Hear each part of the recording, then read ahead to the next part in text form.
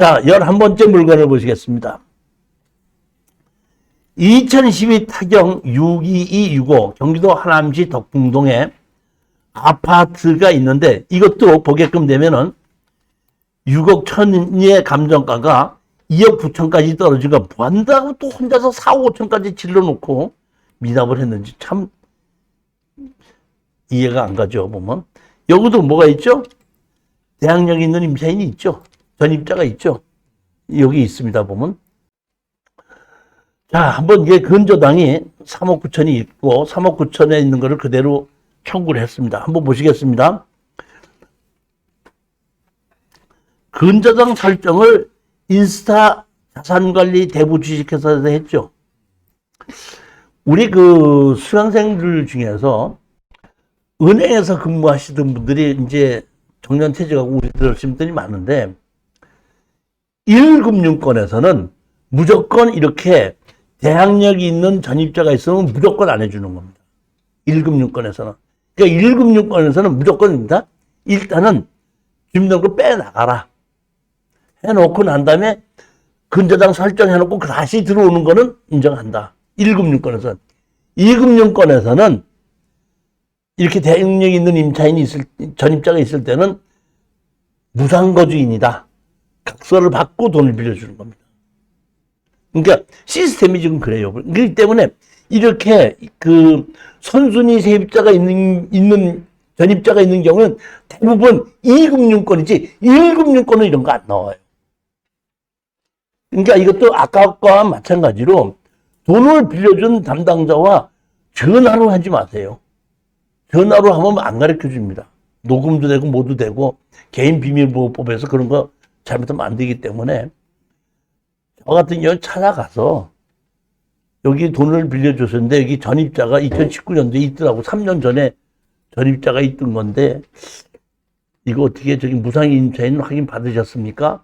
이게 물어보면 받았다 안 받았다고도 얘기 안 하고 그러면 우리가 그런 것도 확인 안 하고 돈을 빌려줬겠습니까? 이런 정도만 얘기합니다. 그러니까 그거 확인만 하고 입찰에 들어가시라 그런 얘기입니다. 그리고 또 하나 질리지 말으시라는 겁니다. 버스를 놓치면 뭐가 온다 그랬죠? 리무진 오는 거예요. 항상 경매로 돈을 벌으시려고 하시는 분은 낙찰을 받지 말고 떨어지는 걸 즐길 줄 아는 사람이 경매로 돈을 벌어요. 오늘도 떨어지러 간다. 이러면 근데 됐네. 돈이 됐네. 이게 뭐냐면 우리가 투자금이 한계가 있잖아요. 그러니까 그 한계를 정확하게 돈이 되는 걸 확실히 있는 걸 집어넣어야지 돈도 안 되는 걸 질러서 받아놓고 난 다음에 투자금도 없이 그거 팔릴 때까지 기다리려고 앉아있는 게 얼마나 답답한 노는데요. 경매에 있어서 낙찰 못 받는 거는 아무 문제가 안 됩니다. 다음에 또 기회가 있으니까 무슨 문제냐면 낙찰을 받아놓고 팔지 못해서 묶이는 것이 문제인 겁니다. 절대 하지 말아야 된다는 겁니다. 자, 그 다음 물건을 보시겠습니다. 제가 이 특수경매 추천을 하는데 1년 동안 120만 원을 받는데 그러니까 한 번에 20개씩 고르면 한 달에 한 40개를 고르다 보니까 1년이면은 500개 정도로 고르는 거예요. 500개를 골라가지고 한 개만 낙찰 받으면 되는 거예요. 그러니까 욕심 내지 마시고 지르지 마시라 이런 얘기입니다. 그렇게 해서 한 건 낙찰 받은 거 가지고 1년 용돈을 쓸 생각을 해야지 된다 이런 얘기입니다. 그러니까 정확한 걸 한 개만 낙찰 받자. 낙찰을 받고 나면 뭘 해야 돼요? 팔고 나와야 되죠. 그럼 팔고 나오는 걸 제가 해드리는 게 아니라 도와드리는 겁니다. 이렇게 하십시오, 이렇게 하십시오, 이렇게 하십시오. 그 다음에 아까 특수경매에서 다른 사람들은 이렇게 했다고 실전 사례를 설명해 드리는 거예요. 어떤 분은 저보고 컨설팅 비용을 드리겠습니다 하는데 컨설팅 비용 받아가면서 제가 할 수 있는 시간이 없어요. 본인이 할 수 있게끔 가르쳐주고 제 뒤에 보면은 법무사도 3명이 있고 변호사도 있고 배째라고 하는 사람의 추심을 해서 그 사람 재산을 압류할 수 있는 사람도 우리 뒤에 있습니다. 그 때문에 언제든지 어떤 걸 낙찰해서 어떻게 했을 때 돈이 하나도 없어서 판결문만 받으면 뭘로 해서라도 다 해결은 된다네. 시간이 조금 더 걸릴 수가 있기는 했겠지만, 제가 이 특수 경매를 보게끔 되면은 우리가 고스톱을 치면 뭐라 그러죠? 기3, 운7이라고 그러죠. 특수 경매는 기술 7, 운3이에요. 왜냐면 우리가 낙찰을 받았는데도 협상을 해야 될 당사자가 돈이 많고 순한 사람이고 성격이 좀 순한 사람이면 금방 해결이 돼요.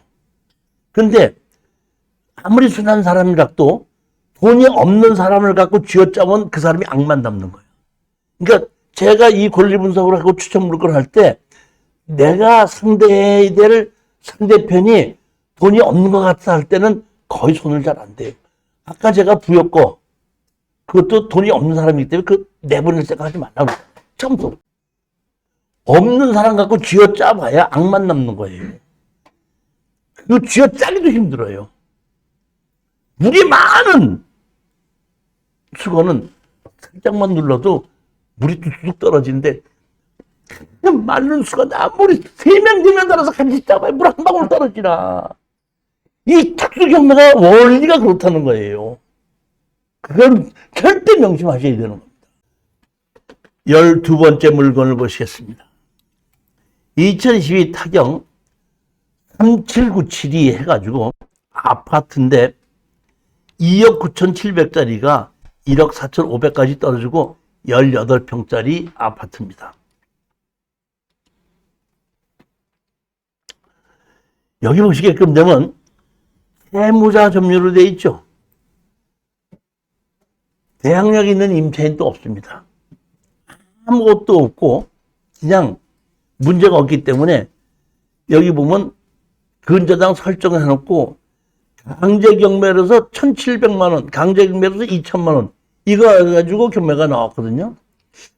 어떻게 보면은 이 1,700하고 2천만 원을 갚을 수도 있고 공자우선 매수로 들어올 수도 있고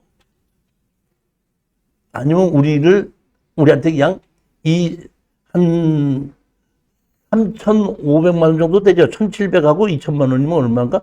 3,700만 원 정도의 아파트를 날릴까 싶은 생각도 들고.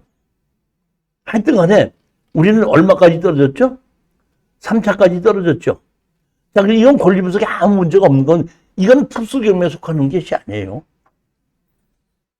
자, 보십시오. 우리 수강생 한 분이 저하고 같이 술을 먹다가 교수님, 제가 교수님이 특수경매 강의하기 전에 제가 했는데 이렇게 아파트가 49%까지 떨어졌으면 맨날 같이 그것만 골라갖고 1년 동안에 30번 들어가면 30번 다 떨어지는데 마지막 한 번에 단독으로 가끔가다 할 때가 있습니다. 그럼 그거 한 개를 1년 동안에 매일같이 떨어지다가 한 번 낙찰 받으면 어떻게 우연히 낙찰을 받게끔 되면 그거 갖고 1년 동안 벌었습니다. 근데 이번에 와서 특수경매를 하다 보니까 그때는 30개, 40개를 들어가서 50개를 들어가야 한 개를 낙찰을 받았는데 이제 특수경매를 들어가니까 10개 부분 들어가면 한 개씩 낙찰을 받으면 돈이 되는군요. 이것도 그런 마음으로 들어가야 되는 겁니다. 즉, 이 얘기는 뭐냐면 가격을 잘 하시고 원래는 보면 이게 2차 가격에 낙찰이 돼야 되는 거거든요. 3차까지 떨어졌단 말이에요. 그러면 저 같은 경우는 2차 가격과 지금 가격의 중간 가격에서부터 먼저 가격, 현재의 가격이 하락세냐 상한가냐 그걸 봐서 상한가다 그러면 먼저까지 70%, 하한가다 그러면은 70%와 49%의 중간 그걸 보고 결정하게끔 되면 이거는 특수경매가 아니거든요.